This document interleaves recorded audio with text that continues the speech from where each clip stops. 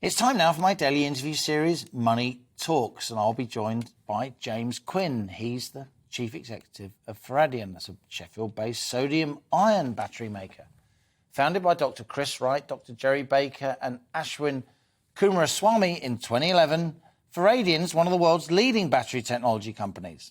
Most electric vehicles use lithium-ion batteries containing cobalt and nickel, raw materials which are expensive, scarce, and sometimes mined using child labour. The use of these batteries also makes the UK dependent on supply chains controlled sometimes by the Chinese. And so Faradion recognises the importance of sodium-ion technology as an integral part of a world beyond lithium. They've also been backed by big Indian investors, among others, bringing high-value jobs and growth to Yorkshire. So here he is, James Quinn, my latest guest on Money Talks.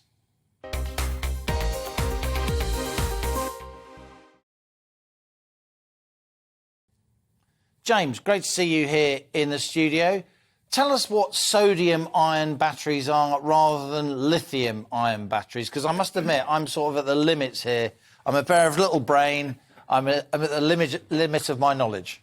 I think when people think of batteries, they think of something that goes in your flashlight or the lead-acid battery in your car. To give you an example, I have a sample here, a sodium-ion battery. It would look very much like a lithium-ion battery. This is a cell. It's a pouch cell. But we don't use any lithium. We don't use any cobalt. We don't use any copper. And we don't use any graphite. Now, they're either semi-precious industrial metals or rare earth minerals, exactly, as they're called, often in quite difficult places, in China, in Africa.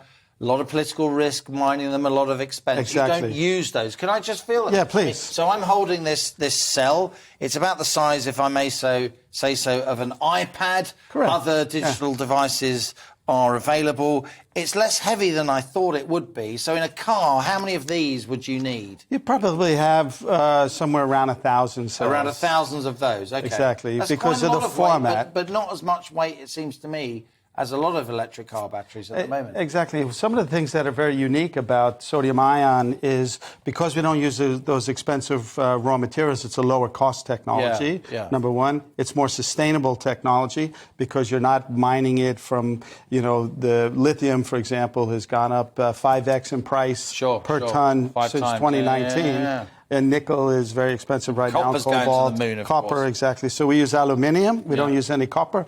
But one of the unique things is we can completely discharge all of the energy out of the cell, and we can short it. So it's like shipping a bag of electrolyte instead of a battery. So for transportation, safety, and so forth, it's a very unique technology. You cannot do that with lithium because, as we know, we're all able to travel again and get on a plane. They always tell you to take out your lithium-ion batteries because under certain temperature conditions, they can become unstable. So sodium-ion doesn't have that. So a sodium-ion battery, it may be, there's less political angst in terms of getting hold of those rare earths, less strategic issues, less dependency on parts of the world we may not want to depend on, with all due respect.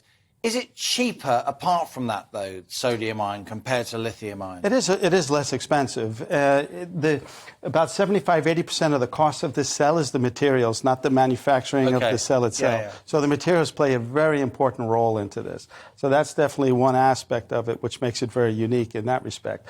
But from a performance-wise, it performs very similar to certain kinds of lithium-ion technology, like lithium iron phosphate. Could you say that again? It's my Siri, sorry. Your watch is talking to you now. And so it provides a lot of unique advantages in that respect. So tell us about what the plans are then in Sheffield. What kind of factory is there at the moment? What kind of factory could be there? How many people are you going to employ? That's a great question because the original lithium-ion battery was developed not too far from here, Oxford University, lithium cobalt oxide. It's in your laptop and your phone. And that was commercialized by our co-founder and executive chairman, Chris Wright, to Sony. And that was done in the Sony camcorder. But a lot of the technology gets developed here is commercialized in other locations. And Faradion is really making the UK the center of excellence for sodium-ion technology. We've now been invested by Reliance, and Reliance is buying Boots right now. They own Hemleys in the UK. They're very heavily invested in the UK, and they're investing heavily in Faradion. In Sheffield, we're putting high-value jobs. We're building a cathode manufacturing facility in Sheffield, which is really the recipe to Coke, if you will, our secret component of it. We're building a cell manufacturing facility in Sheffield. We're building an advanced innovation center. How big could this get for Sheffield, for the UK? In the first stage, it's really building it up to the pilot scale to be able to really continue to innovate and advance the technology so it gets closer to, let's say, the NMC or the really high-performing lithium technology.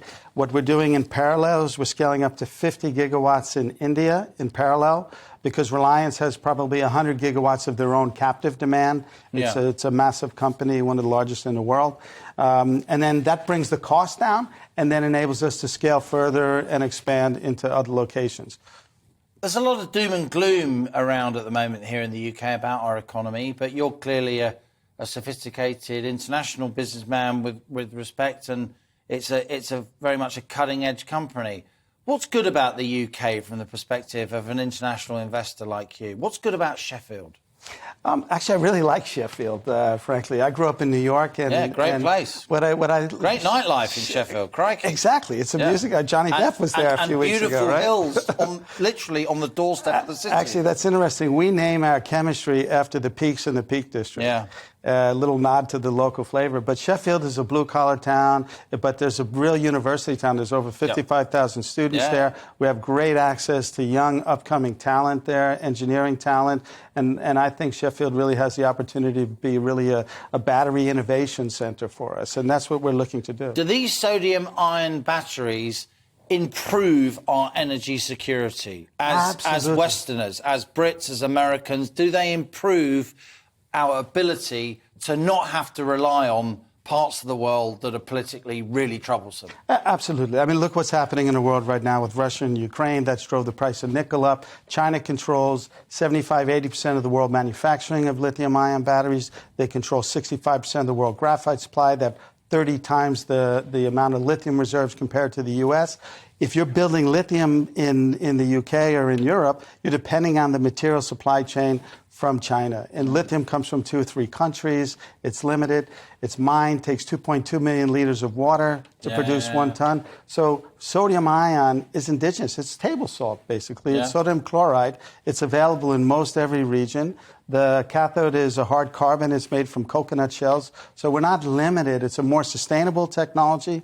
So from an energy security standpoint, it enables you to have economic security, environmental security, and I believe national security. And we're seeing what's happening in Taiwan right now with China as well. And so there's a lot of uncertainty in the world, and sodium ion gives the energy supply chain a little bit more certainty.